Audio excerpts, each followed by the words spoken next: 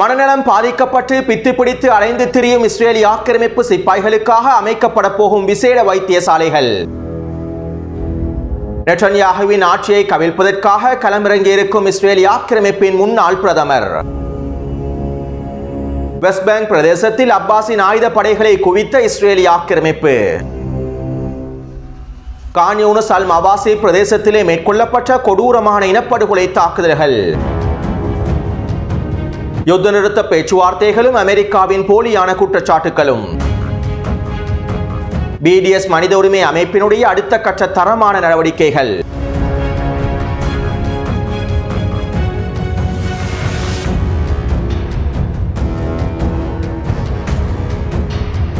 சர்வதேச நீதிமன்றத்தில் இஸ்ரேலிய ஆக்கிரமிப்புக்கு எதிரான சட்ட நடவடிக்கைகளை கைவிடுமாறு தென்னாப்பிரிக்காவுக்கு அழுத்தம் கொடுப்பதற்கும் இந்த சட்ட நடவடிக்கைகளை தென்னாப்பிரிக்கா தொடருவதன் மூலமாக அதிகளவான விளைவுகளை சந்திக்க நேரிடும் என்றும் அமெரிக்க காங்கிரஸ் தலைமைகள் தென்னாப்பிரிக்க அரசுக்கு அழுத்தங்களை வழங்க வேண்டும் என இஸ்ரேலிய ஆக்கிரமிப்பு தலைமைகள் அமெரிக்க காங்கிரஸ் தலைமைகளுக்கு அழுத்தங்களை வழங்கியுள்ளார்கள். மேலும் தென்னாப்பிரிக்காவின் சட்ட நடவடிக்கைகள் அனைத்தையும் உடனடியாக தடுத்து நிறுத்துவதற்கான வேலை திட்டங்களை அமெரிக்க காங்கிரஸ் தலைமைகள் உடனடியாக மேற்கொள்ள வேண்டும் என்றும் இஸ்ரேலிய ஆக்கிரமிப்பு தலைமைகளினால் அழுத்தங்கள் வழங்க இதனால் தான் தென்னாப்பிரிக்கா சர்வதேச நீதிமன்றத்தில் தொடர்ச்சியான சட்ட நடவடிக்கைகளை மேற்கொண்டாலும் சர்வதேச நீதிமன்றத்தினால் முழுமையான சரியான தீர்மானங்களை எடுக்க முடியாத நிலைமை ஏற்பட்டுள்ளது. அமெரிக்காவினதும் பிரித்தானியாவினதும் தொடர்ச்சியான அழுத்தங்களின் விளைவாகவே சர்வதேச நீதிமன்றம் நெட்டன்யாகுவுக்கு எதிரான பிடியாணையை பிறப்பிக்க முடியாமல் இருப்பதும் குறிப்பிடத்தக்க விடயமாகும். அடுத்து பிரித்தானியாவினுடைய கிரீன் பார்ட்டியானது சில முக்கியமான உத்தியோகபூர்வமான தீர்மானங்களை நிறைவேற்றியுள்ளது. காசாவில் இஸ்ரேலிய ஆக்கிரமிப்பு மேற்கொண்டு வரக்கூடிய தாக்குதல்களை இனப்படுகொலை தாக்குதல்களாக அங்கீகரித்தல், இஸ்ரேலிய ஆக்கிரமிப்பினை நிறவெறி ஆட்சி என்று முத்திரை குத்துதல்,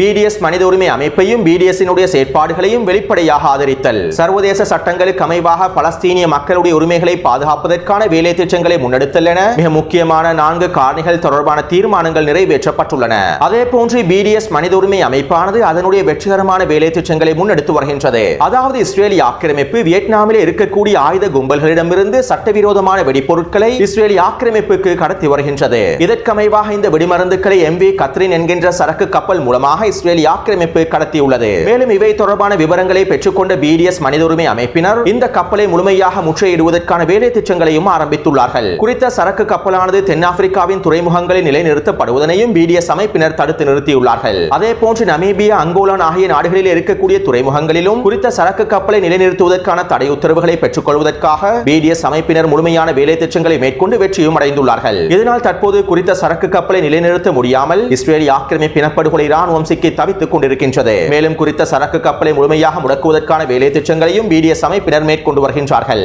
இதே போன்று இஸ்ரேலிய ஆக்கிரமிப்பு ஏனைய பிரதேசங்களிலிருந்து சட்டவிரோதமாக பெற்றுக் கொள்ளக்கூடிய வெடிமருந்துகளை தடுத்து நிறுத்துவதற்கான அடுத்த கட்ட வேலை திட்டங்களையும் BDS அமைப்பினர் மேற்கொண்டுள்ளார்கள். அடுத்து நெட்டன்யாகுவினுடைய ஊழல் தொடர்பான ஆவண திரைப்படத்தினை கனடாவின் டொரண்டோ திரைப்பட விழாவிலே காட்சிப்படுத்தக் கூடாது என்பதற்காக உச்ச நீதிமன்றத்தில் நெட்டன்யாகு கோரிக்கைகளை முன்வைத்திருந்தார். ஆனால் இஸ்ரேலிய ஆக்கிரமிப்பின் உச்ச நீதிமன்றமானது நெட்டன்யாகுவின் கோரிக்கைகளை நிராகரித்துள்ளது. இதனால் இன்றைய தினம் டொரண்டோ திரைப்பட விழாவிலே நெட்டன்யாகுவின் ஊழல் தொடர்பான ஆவண திரைப்படம் காட்சிப்படுத்தப்பட போவதாகவும் தெரிவிக்கப்படுகின்றது. மேலும் குறித்த ஆவணப்படம் வெளியானதும் அவற்றினை நான் டெலிகிராம் சேனலிலும் பதிவிடுகின்றேன். அடுத்து நேற்றைய தினம் ஹிஸ்புல்லா ராணுவத்தினர் மொத்தமாக 11 தாக்குதல்களை மேற்கொண்டிருந்தார்கள். அதே போன்று நேற்றிரவு தெற்கு லெபனான் பிரதேசத்தில் இருக்கக்கூடிய ஃபஜ்ர் ராணுவத்தினரும் 2 தரமான தாக்குதல்களை மேற்கொண்டிருந்தார்கள். இதற்கமைவாக கிரியட் ஷமோனா பிரதேசத்தில் இருக்கக்கூடிய இஸ்ரேலிய ஆக்கிரமிப்பு தளங்களை இலக்கு வைத்து 30க்கும் அதிகமான ஏவுகணை தாக்குதல்களையும் ஃபலாக் ஏவுகணை தாக்குதல்களை மேற்கொண்டிருந்தார்கள். இதைத் தொடர்ந்து கிரியட் ஷமோனா பிரதேசத்தில் இருக்கக்கூடிய நிலத்திடர்களின் குடியிருப்பு பிரதேசங்களை இலக்கு வைத்து 50க்கும் அதிகமான ஏவுகணை தாக்குதல்களை மேற்கொண்டிருந்தார்கள். இந்த தாக்குதலினால் குறித்த பிரதேசத்திலே மிகப்பெரிய தீப்பரவல் ஏற்பட்டிருப்பதாகவும் தெரிவிக்கப்படுகின்றது.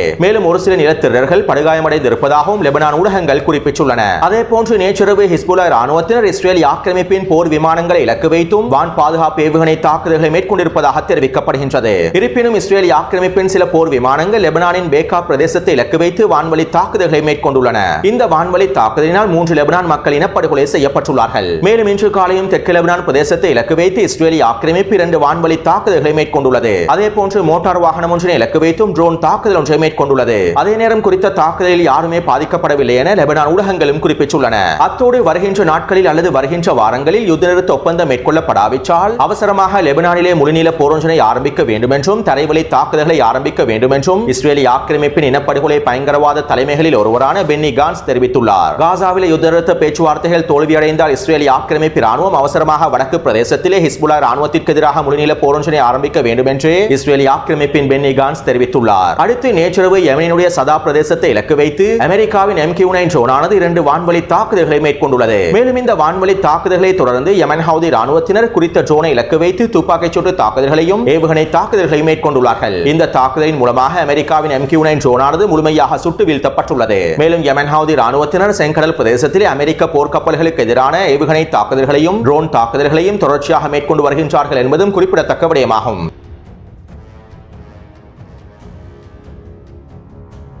கடந்த 10 நாட்களாக காசாவின் யுத்தகளத்தில் தரைவழி தாக்குதல்களிலிருந்து இஸ்ரேலிய ஆக்கிரமிப்பு இனப்படுகொலை ராணுவம் பின்வாங்கியுள்ளது. அதே நேரம் இஸ்ரேலிய ஆக்கிரமிப்பு இனப்படுகொலை பயங்கரவாத கோலை ராணுவம் வான்வழி தாக்குதல்களை தொடர்கின்றது. வடக்கு காசாவிலும் மத்திய காசாவிலும் தெற்கு காசாவிலும் என்று இஸ்ரேலிய ஆக்கிரமிப்பு தொடர்ச்சியான உக்கிரமான வான்வழி தாக்குதல்களை தொடர்கின்றது. இதற்கமைவாக இன்று அதிகாலை இஸ்ரேலிய ஆக்கிரமிப்பு இனப்படுகொலை பயங்கரவாத கோலை ராணுவம் கான் யூனிஸின் மேற்கு பிரதேசமான அல் மவாசி பிரதேசத்தை இலக்கு வைத்து உக்கிரமான வான்வழி தாக்குதல்களை மேற்கொண்டிருந்தது. குறித்த பிரதேசத்திலே 6 லட்சத்திற்கும் அதிகமான பலஸ்தீனிய மக்கள் கூடாரங்களில் வசிக்கின்றார்கள். மேலும் குறித்த பிரதேசமானது மனிதாபிமான பிரதேசமாகவே கருதப்படுகின்றது. இருப்பினும் இஸ்ரேலிய ஆக்கிரமிப்பு இனப்படுகொலை பயங்கரவாத கோலை ராணுவம் 2000 பவுண்ட்ஸ் நிறையுடைய அமெரிக்காவின் MK-84 குண்டுகளை வீசி தாக்குதல்களை மேற்கொண்டுள்ளது. கடந்த அக்டோபர் மாதத்திலிருந்து அமெரிக்காவானது 2000 பவுண்ட் நிறையுடைய MK-84 குண்டுகளில் 14,000க்கும் அதிகமான குண்டுகளை இஸ்ரேலிய ஆக்கிரமிப்புக்கு வழங்கியுள்ளது. பலஸ்தீனிய மக்களை இனப்படுகொலை செய்வதற்காகத்தான் இந்த MK-84 MK-82 குண்டுகள் பயன்படுத்தப்படுகின்றன.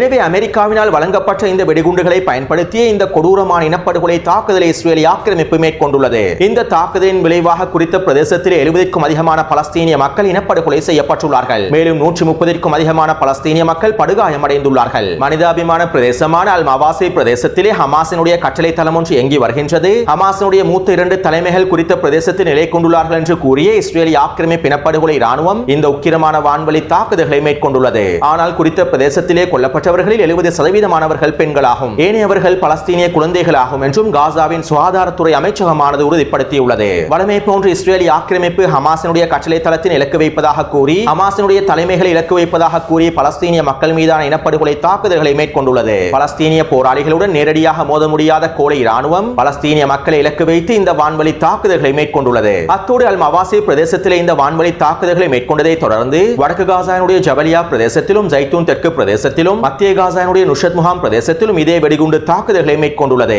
இந்த வான்வழி தாக்குதலினாலும் 40க்கும் அதிகமான பலஸ்தீனிய மக்கள் இனப்படுகொலை செய்யப்பட்டுள்ளார்கள். எனவே கடந்த 24 மணித்தியாலங்களுக்குள் மாத்திரம் இஸ்ரேலிய ஆக்கிரமிப்பின் வான்வழி தாக்குதலின் மூலமாக 110க்கும் அதிகமான பலஸ்தீனிய மக்கள் இனப்படுகொலை செய்யப்பட்டுள்ளார்கள். 200க்கும் அதிகமான பலஸ்தீனிய மக்கள் படுகாயங்களுக்கு உள்ளாக்கப்பட்டுள்ளார்கள். இதனால் காசாவிலே கொல்லப்பட்ட பலஸ்தீனிய மக்களுடைய மொத்த எண்ணிக்கையானது 41,000ஐயும் தாண்டியுள்ளது. அடுத்து வடக்கு காசாவிற்குள்ளே நுழைந்த ஐநாவினுடைய குழுவினை இஸ்ரேலிய ஆக்கிரமிப்பு தடுத்து நிறுத்தியுள்ளது. மத்திய காசாவிலே போலியோ தடுப்பூசி விநியோகத்தை மேற்கொண்டதற்கு பிறகு தெற்கு காசாவிலே போலியோ தடுப்பூசி விநியோகம் வெற்றிகரமாக மேற்கொள்ளப்பட்டிருந்தது. இதைத் தொடர்ந்து இறுதியாக வடக்கு காசாவிலே போலியோ தடுப்பூசி விநியோகங்களை மேற்கொள்வதற்காகவே ஐநாவின் தூதுக்குழுவினர் வடக்கு காசாவை நோக்கி நகர்ந்தார்கள். இப்படியான நிலைமையிலே நெட்சரின் பிரதேசத்தில் ஐநாவின் தூதுக்குழுவினர் தடுத்து நிறுத்தப்பட்டு அவர்களோடு வருகை தந்த பலஸ்தீனியர்கள் கைது செய்யப்பட்டுள்ளார்கள். அதாவது ஐநாவின் தூதுக்குழுவோடு வருகை தந்திருக்கக்கூடிய பலஸ்தீனியர்கள் ஹமாஸ் போராளிகள் என்று கூறியே இஸ்ரேலிய ஆக்கிரமிப்பு இனப்படுகொலை ராணுவம் அவர்களை கைது செய்துள்ளது. மேலும் வடக்கு காசாவிலே போலியோ தடுப்பூசி விநியோகத்தை தடுத்து நிறுத்துவதற்காகவும் இஸ்ரேலிய ஆக்கிரமிப்பு ராணுவம் வேலை திட்டங்களை மேற்கொண்டிருப்பதாக ஐநாவின் தூதுக்குழுவினர் அறிவித்துள்ளார்கள். இதே போன்று இஸ்ரேலிய ஆக்கிரமிப்பு இனப்படுகொலை ராணுவம் இன்று காலையிலிருந்து வடக்கு பிரதேசத்திற்கான எல்லா விதமான நிவாரணப் பொருட்களையும் தடுத்து நிறுத்தியுள்ளது. இவ்வளவு நாளாக வடக்கு காசாவிற்குள்ள நிவாரணப் பொருட்களும் உணவுப் பொருட்களும் எரிபொருட்களும் கொண்டு செல்லப்பட்டிருந்தன. வடக்கு காசாவில் இருக்கக்கூடிய வைத்தியசாலைகளுக்கு தேவையான எல்லா விதமான பொருட்களும் கொண்டு செல்லப்பட்டிருந்தன. ஆனால் இன்று காலையிலிருந்து இஸ்ரேலிய ஆக்கிரமிப்பு இனப்படுகொலை பயங்கரவாத ராணுவம் அனைத்து விதமான நிவாரண உதவிகளையும் உணவுகளையும் முழுமையாக தடுத்து நிறுத்தியுள்ளது. மேலும் வைத்தியசாலைகளுக்கு தேவையான எரிபொருட்களை கொண்டு செல்லக்கூடிய வண்டிகளையும் முழுமையாக தடுத்து நிறுத்தியுள்ளது. வடக்கு காசாவிலே இஸ்ரேலிய ஆக்கிரமிப்பு இனப்படுகொலை பயங்கரவாத கோலை ராணுவம் மேற்கொள்ளக்கூடிய திட்டங்கள் தொடர்பாக முன்னைய காணொலிகளில் நான் தெளிவாக குறிப்பிட்டிருந்தேன். இந்த திட்டங்களை நடைமுறைப்படுத்தும் வகையில் தான் இன்று காலையிலிருந்து இஸ்ரேலிய ஆக்கிரமிப்பு இனப்படுகொலை ராணுவம் ஆரம்ப கட்ட வேலை திட்டங்களை ஆரம்பித்து இருப்பதாக அல் குத்ஸ் ஊடகத்தினுடைய ஆய்வாளர்களும் குறிப்பிட்டுள்ளார்கள். அதாவது வடக்கு காசாவிற்குள்ளே கொண்டு செல்லப்படக்கூடிய அனைத்து நிவாரணப் பொருட்களையும் உணவுப் பொருட்களையும் முழுமையாக தடுத்து நிறுத்திவிட்டு வைத்தியசாலைகளுக்கு கொண்டு செல்லப்படக்கூடிய எரிபொருட்களையும் ஏனைய மருந்து பொருட்களையும் முழுமையாக தடுத்து நிறுத்திவிட்டு பலஸ்தீனிய மக்களை வடக்கு காசாவிலிருந்து முழுமையாக வெளியேற்றுவதற்கான வேலை திட்டங்களை இஸ்ரேல் ஆக்கிரமிப்பு ஆரம்பித்துள்ளது. மேலும் இதன் ஆரம்பமாக வடக்கு காசாவினுடைய வடக்கு பிரதேசத்திலும் மேற்கு பிரதேசத்திலும் இருக்கக்கூடிய பலஸ்தீனிய மக்கள் அவசரமாக மத்திய காசாவை நோக்கி இடம்பெறுமாறு இன்றைய தினம் இஸ்ரேல் ஆக்கிரமிப்பு இனப்படுகொலை ராணுவம் துண்டு பிரசுரங்கள் மூலமாக அறிவித்தல் ஒன்றையும் வெளியிட்டுள்ளது. அதேபோன்று காசா முழுவதும் மனிதாபிமான உதவிகளை மேற்கொள்ளக்கூடிய UNRWA நிறுவனத்தினை முழுமையாக தடை செய்துவிட்டு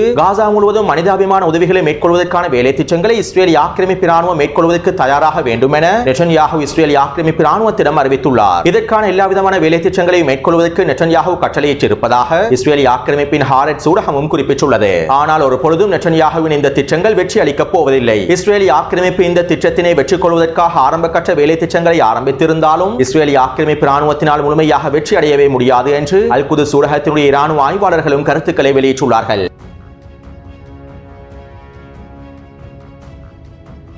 இஸ்ரேலிய ஆக்கிரமிப்பின் இனப்படுகொலை பயங்கரவாத தலைமைகளில் ஒருவரான பென்னி கான்ஸ் இவ்வாறு தெரிவித்துள்ளார். நாங்கள் ஒரு மிகப்பெரிய தவறை செய்துவிட்டோம். காசாவின் எல்லை கருகாமல் இருக்கக்கூடிய எங்களுடைய மக்கள் அனைவரையும் நாங்கள் முழுமையாக வெளியேற்றிவிட்டோம். அவர்களை வேறு இடங்களுக்கு இடம்பெயரச் செய்துவிட்டோம். இது நாங்கள் செய்திருக்கக்கூடிய மிகப்பெரிய தவறாகும். காசாவிலே ஹமாஸ் அதனுடைய அதிகாரத்தினை மீண்டும் கட்டியெழுப்பாது என்பதனை உறுதி செய்வதற்கு இன்னும் 10 வருடங்களுக்கு மேலால் செல்லும். இதனால் எங்களுடைய மக்களை மேல குடியமர்த்துவதற்கும் 10 வருடங்களுக்கு மேலால் செல்லும் என்றும் பயங்கரவாத தலைவர் பென்னி கான்ஸ் தெரிவித்துள்ளார். அதாவது காசாவின் எல்லை கருகாமையில் இருந்து வெளியேறி இருக்கக்கூடிய இடம்பெயர்ந்து இருக்கக்கூடிய இஸ்ரேல் ஆக்கிரமிப்பு நிலத்தினர்களை மீண்டும் அவர்களுடைய பிரதேசங்களில் குடியமர்த்துவதற்கு இன்னும் 10 வருடங்களுக்கு மேலால் செல்லும் என்று இஸ்ரேல் ஆக்கிரமிப்பின் பென்னி கான்ஸ் குறிப்பிட்டுள்ளார். அது மட்டுமல்லாமல் குறித்த பிரதேசத்திலிருந்து இடம்பெயர்ந்த இஸ்ரேல் ஆக்கிரமிப்பு நிலத்தினர்களில் அதிகமானோர் தற்போது இஸ்ரேல் ஆக்கிரமிப்பை விட்டு வெளியேறி வருகின்றார்கள் என்பதும் குறிப்பிடத்தக்க விடயமாகும். அடுத்து காசாவின் யுத்த நிறுத்தம் தொடர்பாக அமெரிக்க தலைமைகள் முன்வைப்பதற்கு தயாராக இருக்கக்கூடிய ஒப்பந்தத்தினை மீள் பரிசீலனைக்கு உட்படுத்தி இருப்பதாக அமெரிக்க ஊடகங்கள் குறிப்பிட்டுள்ளன. தற்போதைய சூழ்நிலையில் குறித்த ஒப்பந்தத்தினை முன்வைத்தாலும் தோல்வியடையும் என்கின்ற காரணத்தினால் தான் இந்த ஒப்பந்தத்தினை மீள் பரிசீலனை செய்வதற்கு அமெரிக்க தலைமைகள் தயாராக இருப்பதாகவும் தெரிவிக்கப்படுகின்றது. அதே போன்று ஹமாஸ் தரப்பினர் புதிய நிபந்தனைகளை விதித்து வருகின்றார்கள் என்றும் இந்த புதிய நிபந்தனைகளை ஏற்றுக்கொள்ள முடியாது என்றும் இதனால் தான் யுத்த நிறுத்த பேச்சுவார்த்தைகள் பின்வாங்குகின்றன என்றும் அமெரிக்காவின் வெள்ளை மாளிகை ஊடக பேச்சாளர் ஜோன் கர்பி தெரிவித்துள்ளார். இதைத் தொடர்ந்து ஹமாஸினுடைய அரசியல் பணியாக உறுப்பினர் இஸ்ஸத் அல்-ரிஷ்க் அவர்கள் இவ்வாறு தெரிவித்துள்ளார். போர் நிறுத்தத்திற்காக ஹமாஸ் சில நிபந்தனைகளை மாற்றி அமைத்திருப்பதாகவும் சில நிபந்தனைகளை முன்வைத்திருப்பதாகவும் ஜோன் கர்பி வெளியிட்டுள்ள கருத்துக்களும் குற்றச்சாட்டுகளும் ஆதாரமற்றவையாகும். நெட்டன்யாஹுவுக்கு அழுத்தம் கொடுக்க முடியாத பைடனின் நிர்வாகம் ஹமாஸ் மீது பழி சுமத்த துவங்குகின்றது. அமெரிக்க தேர்தல் களத்தினை பயன்படுத்தி குறைந்த செலவாக இவ்வாறான வேலை திட்டங்களை பைடனின் நிர்வாகம் மேற்கொள்கின்றது. யுத்த நிறுத்த பேச்சுவார்த்தைகளில் புதிய நிபந்தனைகளை விதித்திருப்பது ஹமாஸ் அல்ல, நெட்டன்யாஹு தான் என்பதனை ஒட்டுமொத்த சர்வதேசமும் அறிந்து கொண்டுள்ளது என்றும் இஸ்ஸத் அல்-ரிஷ்க் அவர்கள் தெரிவித்துள்ளார். அதே போன்று இஸ்ரேல் ஆக்கிரமிப்பின் நிலத்தினர்களும் டெல் அவீவ் பிரதேசத்திலே தொடர்ச்சியான ஆர்ப்பாட்டங்களையும் போராட்டங்களையும் மேற்கொண்டு வருகின்றார்கள். மேலும் இந்த போராட்டங்களை தடையில்லாமல் தொடருவதற்கும் நீண்ட காலத்திற்கு கொண்டு செல்வதற்கும் தேவையான நிதி உதவிகளை வழங்குவதற்கு இஸ்ரேல் ஆக்கிரமிப்பின் முன்னாள் பிரதமர் எஹூட் பராக் களமிறங்கியுள்ளார். அது மட்டுமல்லாமல் இஸ்ரேல் ஆக்கிரமிப்பின் முன்னாள் பிரதமர் எஹூட் பராக் நெட்டன்யாஹுவினுடைய ஆட்சியை வீழ்த்துவதற்காகவும் இந்த அரசை கவிழ்ப்பதற்காகவும் அடுத்த கட்ட வேலை திட்டங்களையும் ஆரம்பித்துள்ளார். இதன் ஆரம்பமாக இஸ்ரேல் ஆக்கிரமிப்பில் இருக்கக்கூடிய 200க்கும் அதிகமான முக்கியமான வர்த்தகர்களை தெரிவு செய்து ஒரு விசேட கலந்துரையாடல் ஒன்றையும் அவர் மேற்கொண்டுள்ளார். மேலும் இந்த கலந்துரையாடலின் போது எஹூட் பராக் இவ்வாறு தெரிவித்துள்ளார். இந்த தேசம் முழுவதும் 3000க்கும் அதிகமான மிக முக்கியமான நபர்களும் வர்த்தகர்களும் காணப்படுகின்றார்கள். இந்த முக்கியமான புள்ளிகளும் வர்த்தகர்களும் நினைத்தால் இஸ்ரேல் ஆக்கிரமிப்பின் ஆட்சியினை கவிழ்த்து விட முடியும். மேலும் 3000க்கும் அதிகமான இந்த முக்கியமான நபர்களும் வர்த்தகர்களும் 3 வாரங்களுக்கு அவர்களுடைய நடவடிக்கைகள் அனைத்தையும் வியாபாரங்கள் அனைத்தையும் முழுமையாக முடக்கினால் நெட்டன்யாஹுவினுடைய ஆட்சியானது இலகுவாக வீழ்ந்துவிடும். அதே போன்று நெட்டன்யாஹுவின் ஆட்சியை வீழ்த்தும் வரை நாங்கள் கதிரைகளில் இருந்து எழுந்து எங்களுடைய மேசைகளை புரட்டி போட வேண்டும் என்றும் இஸ்ரேல் ஆக்கிரமிப்பின் முன்னாள் பிரதமர் எஹூட் பராக் தெரிவித்துள்ளார். அடுத்து காசாவின் யுத்தகளத்திலே களமிறக்கப்பட்ட ஆயிரக்கணக்கான இஸ்ரேல் ஆக்கிரமிப்பு சிப்பாய்கள் மனநலம் பாதிக்கப்பட்ட சிப்பாய்களாக மாறியுள்ளார்கள். கடந்த 11 மாத யுத்த காலத்திலே 18,000க்கும் அதிகமான இஸ்ரேலி ஆக்கிரமிப்பு சிப்பாய்கள் மனநலம் பாதிக்கப்பட்ட சிப்பாய்களாக மாறி இருப்பதாக இஸ்ரேலி ஆக்கிரமிப்பின் வைத்தியசாலை வட்டாரங்கள் தெரிவிக்கின்றன. இதனால் இவ்வாறு பித்து பிடித்து அலைந்து திரியும் ஆயிரக்கணக்கான மனநலம் பாதிக்கப்பட்ட இஸ்ரேலி ஆக்கிரமிப்பு சிப்பாய்களுக்கு வைத்தியம் பார்ப்பதற்காக இஸ்ரேலி ஆக்கிரமிப்பிலே தேசிய மனநல வைத்தியசாலை ஒன்றினை அமைக்கப் போவதாக இஸ்ரேலி ஆக்கிரமிப்பின் பாதுகாப்பு அமைச்சகம் அறிவித்துள்ளது. 150 மில்லியன் செலவில் அவசரமாக இஸ்ரேலி ஆக்கிரமிப்பு சிப்பாய்களுக்கான தேசிய மனநல வைத்தியசாலை ஆரம்பிக்கப்பட போவதாகவும் தெரிவிக்கப்படுகின்றது.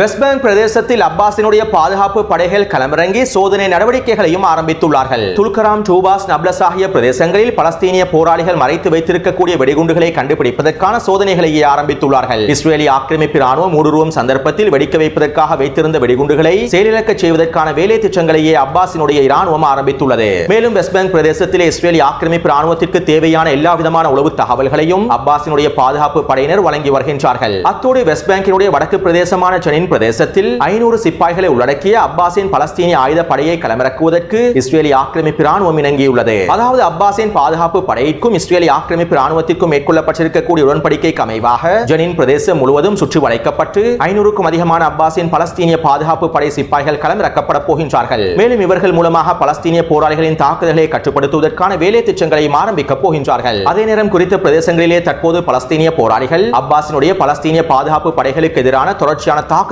மேற்கொள்வதற்கு ஆரம்பித்துள்ளார்கள். அடுத்து கடந்த 24 மணித்தியாலங்களுக்குள் துல்கராம் பிரதேசத்தில் 6 வெடிகுண்டு தாக்குதல்களும், நப்லஸ் பிரதேசத்தில் 3 வெடிகுண்டு தாக்குதல்களும், டூபாஸ் பிரதேசத்தில் 2 வெடிகுண்டு தாக்குதல்களும் மேற்கொள்ளப்பட்டுள்ளன. இந்த வெடிகுண்டு தாக்குதலின் மூலமாக 2 புல்டோசர் வண்டிகள் சிதைக்கப்பட்டுள்ளன. மேலும் 2க்கும் அதிகமான இஸ்ரேலிய ஆக்கிரமிப்பு படைகள் இந்த வெடிகுண்டு தாக்குதல்களுக்குள் சிக்கி கொல்லப்பட்டும் படுகாயங்களுக்கும் உள்ளாக்கப்பட்டுள்ளார்கள். அதே போன்று துப்பாக்கிச்சூடு தாக்குதல்கள் மேற்கொள்ளப்பட்டுள்ளன. இந்த துப்பாக்கிச்சூடு தாக்குதலின் மூலமாகவும் பல இஸ்ரேலிய ஆக்கிரமிப்பு சிப்பாய்கள் கொல்லப்பட்டும் படுகாயங்களுக்கும் உள்ளாகியுள்ளார்கள். எனவே இந்த காணொலி தொடர்பான கருத்துக்களை பதிவிடுங்கள். தொடர்ந்து என்னுடன் இணைந்திருங்கள். நன்றி, வணக்கம்.